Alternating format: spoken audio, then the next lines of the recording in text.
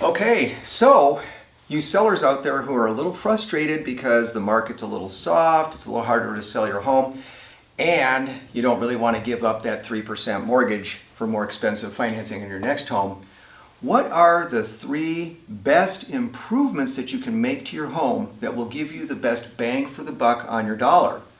Is it refinishing one of your rooms and converting it to a home office for all of the people who now work from home?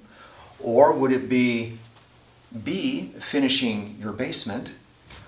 Or would it be C, having more open space, but be careful before you pull out that load-bearing wall on it?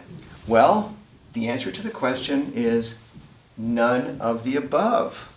Believe it or not, sellers, there is a secret second asset that you have on your home that will not cost you anything. In fact, you will make money by offering this concession to any potential buyers that will have them flocking in and bidding your home up above fair market value. To learn what the secret is to that, give us your email. We'll send you a free video that explains and gives you all the information about how this can work for you.